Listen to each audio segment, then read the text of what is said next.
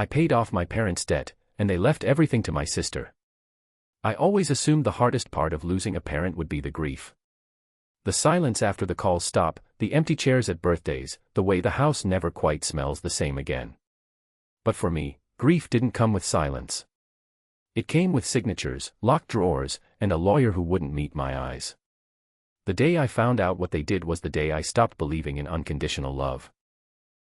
It started years before they died. I was 26, barely scraping by, juggling 2 jobs and eating whatever I could stretch across the week. Mom called one night, crying so hard I couldn't make out words at first.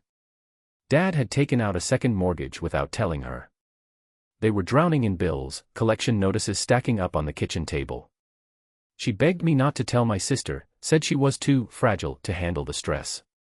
That word again. Fragile. I didn't even hesitate. I didn't ask how much. I just asked where to send the money. Over the next few years, I funneled over $70,000 into their mess. Cleared the credit cards. Paid off the house. Cancelled foreclosure. Christmases were quieter after that, less panic in their voices. I figured we'd finally earned peace. Every time I visited, Mom would touch my hand and say things like, "You've saved us," or "We'll make this right one day." I never asked for anything back. I didn't need a thank you card. I just wanted to believe they saw me. When Dad got sick, I flew home almost every weekend. My sister didn't. She called sometimes, sent flowers once. Mom made excuses for her. "She gets overwhelmed," she'd say, as I carried Dad to the bathroom or picked up his prescriptions. After he passed, I stayed. Helped Mom sell some furniture, cleaned out the attic, fixed the fence. She hugged me extra tight the last time I left and whispered, "Everything will go where it belongs." A year later, she died in her sleep. Peaceful, they said. No pain. I found out from the neighbor because my sister couldn't bring herself to call. I arrived the next day to a house that already smelled like dust and neglect. The funeral was small. The air between us was smaller. I kept waiting for something to break it. Instead, it came in a white envelope from a law office downtown. I thought it was routine paperwork. Final expenses. Instead, I sat across from a man in a gray suit who cleared his throat 4 times before speaking. "Your parents left a will," he said. "Of course they did. They left everything to your sister," he said. I laughed. Actually laughed. The kind of nervous laugh that comes when something doesn't compute. I waited for the rest, for the part where he added a clause, or said my name, or explained the misunderstanding. He didn't. The house. The savings. The car. The life insurance. All of it, to her. Nothing to me. Not even a letter. I felt it then, not grief, not shock. Something colder. Something that wrapped around my spine and whispered, "You were never their favorite." And the worst part? I still had no idea why. I didn't say much in the lawyer's office. Just nodded, took the folder, and walked out like someone who had left their soul on the floor behind them. The air outside felt too loud, like the city was mocking me. I sat in my car with the engine running, flipping through the documents in disbelief. My name wasn't anywhere. Not even as a backup beneficiary. Not a thank you note, not a letter, not a single acknowledgement that I had existed. I drove straight to the house. My parents' house. The house I had saved. The same one I had painted, repaired, winterized year after year. I parked in the driveway and just stared at it, wondering if the bricks remembered who kept them from being auctioned off. She was already inside. Of course she was. She must have flown in the day before. Her rental car sat smugly in the driveway, her luggage probably still rolling across the hardwood I had refinished the summer after college. I didn't even knock. I walked in like I had every right to be there. Because I did. I still had a key. She was sitting on the couch, scrolling on her phone like nothing had happened. A coffee cup rested beside her, and there was a faint scent of lavender in the air, her favorite candle. She looked up, surprised, like I was the one trespassing. She asked if I got the papers. I asked if she knew. She said yes. She said it with that same detached tone she used as a teenager when she broke something and blamed it on me. She didn't apologize. She didn't explain. She just said it had been our parents' decision. They felt she needed it more. They were worried about her mental health. They wanted to protect her future. The same excuses they always gave. I asked her one thing. Just one. Did you ever ask them to reconsider? She didn't even blink. She said no. She didn't think it was her place. If they wanted her to have it all, who was she to argue? I remember standing there in that living room, the one I had painted sky blue because Mom said it made her feel calm. I looked around at the framed photos, the stacked books, the worn carpet, and realized I had spent my entire life earning nothing but promises. She got the reward. I got the work. I told her I wasn't there to fight over furniture or bank accounts.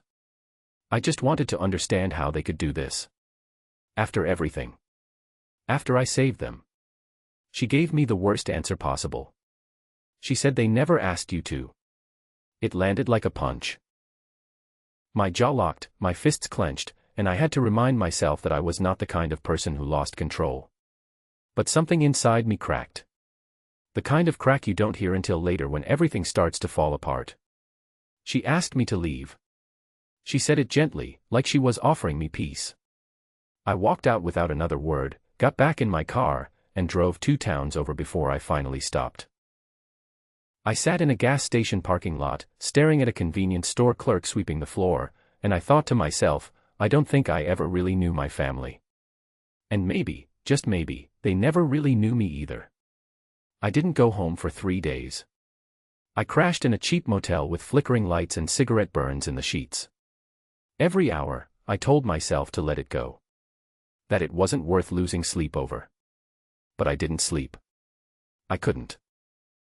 My brain kept replaying every moment I had ever helped them, every time I had put my own life on hold so theirs wouldn't fall apart. By the 3rd night, I couldn't take it anymore. I opened my laptop, pulled up an old external hard drive, and started going through old emails. If I was going to move on, I needed closure. Proof that I wasn't imagining everything I had done. The money transfers, the flight bookings, the text messages where they begged for help and I delivered, every single time. It was all there. Thousands of dollars, over years. And there were more than a few messages from my mother, full of guilt and gratitude. She once called me her guardian angel. She said I had saved their lives. If that's how she felt, why would she erase me in the end? I stared at the screen until my eyes blurred. Then something strange happened. I clicked on an old shared folder I hadn't opened in years. It was something my dad used when I helped manage their paperwork from across the country. Inside were scans of bank statements, bills, insurance forms, and then something new. Something I had never seen. A scanned letter from a financial advisor. Dated 2 years before my father died. It outlined the terms of a new trust fund. Not a huge one, but enough. It stated that the trust was being opened in my sister's name and that the parents had opted to place all current and future assets into it for her benefit. No mention of me at all. The email chain attached to it made it worse. My mom had written, "We don't want to upset him, especially after everything. Let's keep this quiet for now." It was right there. In black and white. They had known. They had made the decision years ago, and they'd chosen to keep it from me, because they knew it would hurt. I shut the laptop and just sat in the dark for a long time. I wasn't even angry anymore. I felt hollow. Not just abandoned. Rewritten. The next morning, I drove back to the house. I didn't call ahead. I didn't knock. I walked in with the same key I'd used all my life.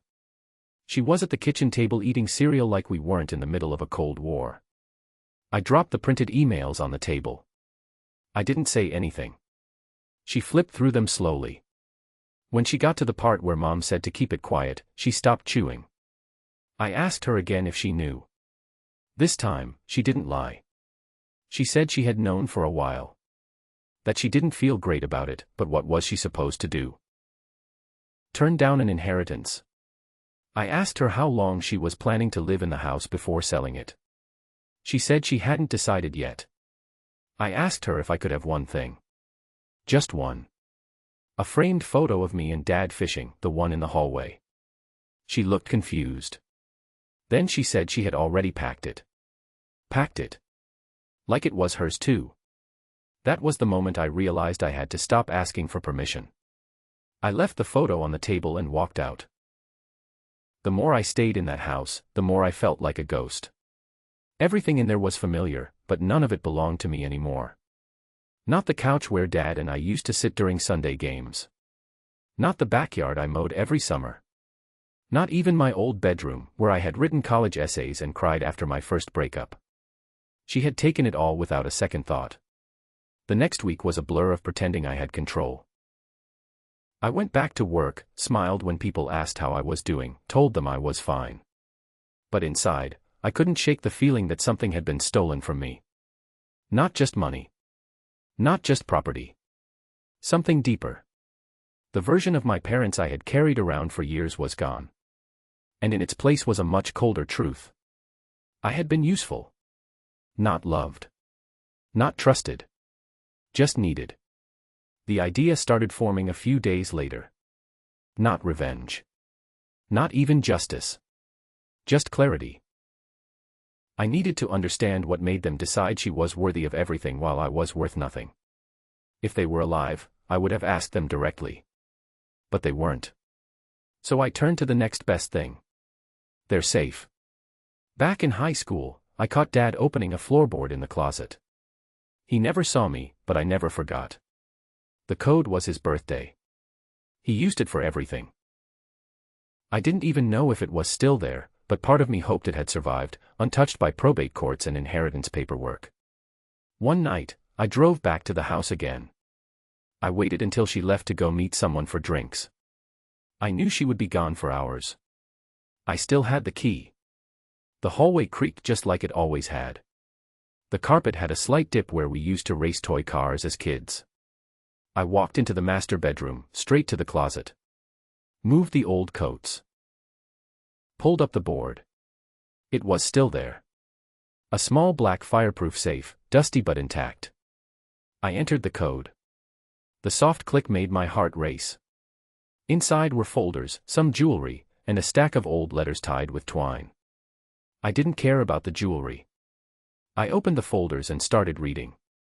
Medical reports. Financial statements.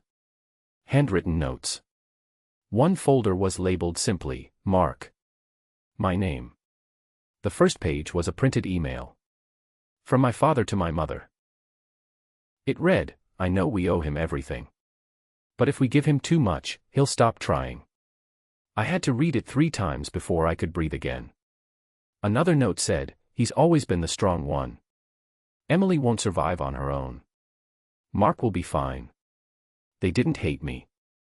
That might have been easier. They just thought I didn't need them. That I could carry the weight without breaking. That somehow, choosing her was choosing survival. They were wrong. That choice broke something in me I didn't even know could break. I put everything back where I found it, closed the safe, and replaced the floorboard. I didn't take the letters. I didn't take anything. Not because I didn't want to. But because I needed her to know I had seen them. I left a note in the safe on top of the stack. It said, I know now. And nothing else. She called me 2 days later. I didn't pick up. She texted that someone had been in the house. Said things were moved. She asked if it was me. I replied with 2 words, it was. No response after that. Just silence. A heavy, stretched out silence that made me wonder what she was thinking. I imagined her reading through those letters. Wondering how much I had seen.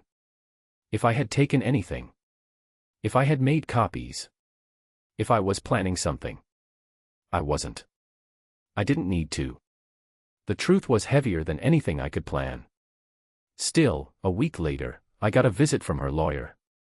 Not some stranger from a big firm. Her boyfriend. He was fresh out of law school and barely knew how to hide his nerves. He handed me a formal letter asking me not to enter the house again without written permission. I read it standing in my driveway. Then I handed it back. I told him she could keep the house. She could keep the money. The title. The family name. I didn't want it anymore. What I didn't tell him was that I had already made a copy of the letters. Not to use. Not to post. Not to sue. I just needed to keep them for myself. Proof that I wasn't crazy. Proof that my memory wasn't lying to me. After that, things were quiet. Too quiet. But something strange started happening. People in the family started calling. An aunt I hadn't heard from in years. A cousin I barely remembered. They all called with the same strange tone, soft and curious. Asking how I was doing. Saying they had heard I'd been cut out. Turns out, she had started spreading a version of the story where I abandoned our parents. Said I didn't show up when they needed help.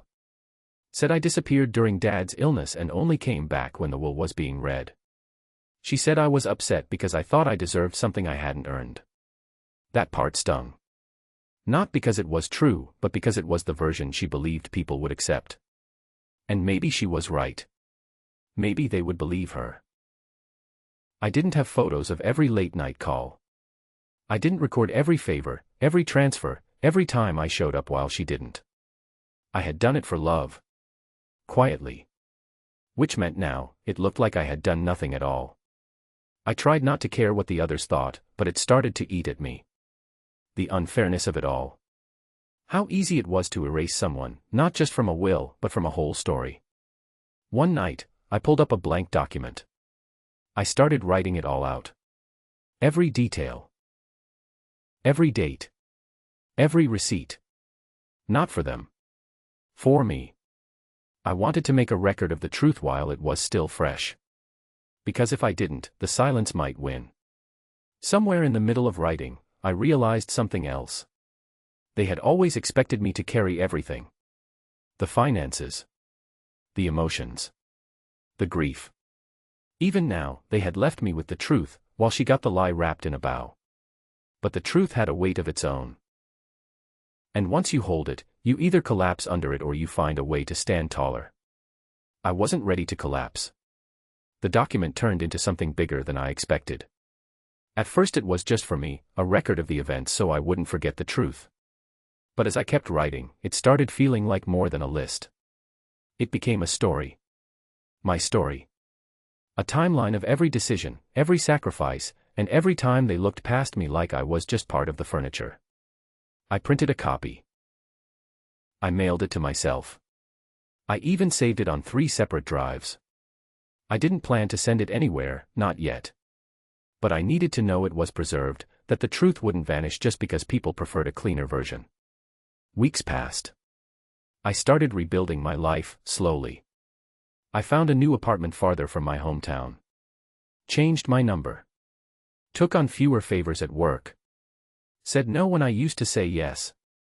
Something in me had shifted. I wasn't angry anymore. I was just done being invisible. Then, out of nowhere, my sister emailed me. She said she had gone through the letters again. That she didn't know how much I had done. That maybe Mom and Dad had handled things the wrong way. She said she was open to talking. I stared at the email for hours before answering. I didn't know what she wanted. Maybe she was feeling guilty. Maybe someone had gotten in her ear. Maybe she was just scared I'd come for what was mine. I told her I'd meet her at the old cafe near the library. Neutral ground. She showed up 15 minutes late, wearing sunglasses and looking tired. She didn't hug me. I didn't offer one. We sat at a corner table. She stirred her coffee 3 times before saying anything. She said she didn't ask for any of it. I reminded her that she also didn't turn any of it down. She looked down at her cup and said she had always been the one who needed more. That Mom and Dad were always trying to protect her from the world. That maybe they overcompensated. I asked her one question. If the roles were reversed, and I had been left everything while she got nothing, would she have just accepted it? She didn't answer right away. She looked outside, then back at me. Finally, she said no. She wouldn't have accepted it. That was the closest thing to honesty I had gotten from her in years. I told her I didn't want the house. I didn't want the money. I didn't want to undo what had already been done. But I also wasn't going to be erased. I wanted the truth to stand beside her version, whether she liked it or not. She nodded slowly. Then she did something I didn't expect. She slid an envelope across the table. Said it wasn't from the will, just something she thought was right. I opened it later in my car. It was a check. Not for the full amount I had spent, not even close. But it was something. A small fracture in the wall between us. Maybe she was trying to clear her conscience. Maybe she just didn't want to owe me. Either way, I didn't cash it. I left it in a drawer. Because what I wanted was never about the money. I just wanted to matter. And if they couldn't give me that in life, I would make sure I carved out a space for myself in the truth they tried to bury. I kept the check in that drawer for weeks. Every time I opened it to grab socks or spare keys, I'd see the envelope and feel that same dull heat rise in my chest. Not anger. Not exactly. It was more like the residue of being forgotten. Like walking past someone you once saved, and they don't even recognize you. Eventually, I put the check in a safe. I didn't want it destroyed, but I didn't want it staring at me either. I figured if I ever needed the money badly enough, I'd use it. Until then, it could stay buried like the rest of the things I never said out loud. The story kept growing in my head. I couldn't stop turning it over, looking at it from new angles. I kept wondering how many people had lived something like this. How many oldest children carried the burden while the youngest got the comfort? How many quiet sons paid their parents' bills while the more fragile daughters got the praise? One night, I made a decision. I posted a piece of the story online. Not under my name. Just a thread. A summary of what happened, stripped of names and places. I wanted to know if I was overreacting. If I was being petty. If maybe I had misunderstood the entire thing. The comments flooded in. Thousands of people replied. Some with sympathy, others with rage. A few said they had lived the same betrayal. They told me about wills that excluded them. About siblings who swooped in at the last second. About parents who made sacrifices feel like expectations. One person wrote, "They didn't reward your silence. They punished it." That one hit me hard. For the first time, I didn't feel alone in what I had gone through. And that feeling lit something in me that had been missing for a long time. I started writing the full story, not just for myself this time, but to give it shape. If people were going to forget what I did, then I would remember it for all of us who had been pushed aside. Somewhere in the middle of this, I got another message from my sister. This time, she asked if we could clean out the house together. She said she wasn't ready to sell it, but she couldn't face sorting through everything alone. I almost said no. But something told me to go. We met on a Saturday morning. The house looked smaller than I remembered. She had already started boxing up books and folding linens. We didn't talk much. Just moved through the rooms quietly. It wasn't until we got to the attic that she finally said something real. She held up one of Dad's old coats and said, "I didn't ask for any of this, you know." I told her I believed her. But I also told her that not asking for it didn't make it right. She nodded, folding the coat neatly. We didn't fight that day. We didn't cry either. We just cleaned, side by side, like two people trying to make sense of what was left behind. And maybe that was the first step toward something better. Not forgiveness. Not yet. But maybe a version of peace we could both live with. As I packed the last box into her trunk, she turned and asked if I wanted anything from the house. I told her I already had what I needed. She didn't ask what that was. What I needed was clarity. Not closure. That word never really meant anything to me. People act like closure is something you find, something you stumble across when you least expect it. But for me, it was something I had to choose. I chose to stop waiting for apologies. I chose to stop replaying conversations in my head, rewriting them to sound fairer or kinder. I chose to stop wondering what else I could have done to be seen. Because I had done enough. They were gone. The house was no longer mine. The story I had believed about our family had fallen apart. But I was still here. Still standing. Months passed. The house was eventually listed. My sister texted when it sold, said she donated some of the furniture, and moved into a condo across the city. We didn't talk much after that. Not because I hated her, but because we didn't really know each other anymore. I kept writing. Not just my story, but others too. I found myself drawn to the quiet betrayals, the ones that never made headlines or sparked lawsuits. The ones that lived in people's homes, in their basements and closets, in their memories. I started publishing under a pen name. At first, just online. But then people started following the posts. Sharing them. Commenting. They said things like, "This feels like my life," or, "I thought I was the only one." It reminded me that there's power in being honest, even when it hurts. Especially then. One afternoon, while sorting through an old box of my own, I found a handwritten letter from my mom. It wasn't in the safe. It must have been tucked away years ago. The paper was worn, the ink smudged, but I could still make out the words. She had written it after the first time I bailed them out financially. She said she didn't know how to thank me. That she had always seen me as the strong one. That maybe they had leaned on me too hard. She said, "If I ever hurt you by doing what I thought was best, I hope you'll forgive me." I folded the letter and placed it back in the envelope. I didn't cry. I didn't feel relief. Just a quiet sort of understanding. They made their choice. It hurt. But it didn't have to define the rest of me. I took that letter, placed it inside the same drawer with the check from my sister, and closed it. Maybe one day, I'll decide to cash that check. Maybe I'll burn the letter. Maybe I'll do nothing at all. The point is, the decision is mine now. That part of my life ended without warning. But this part, the part where I stopped trying to prove I was worthy, this part begins with me. I don't need the house. I don't need the inheritance. I just need the truth. And I've got that now.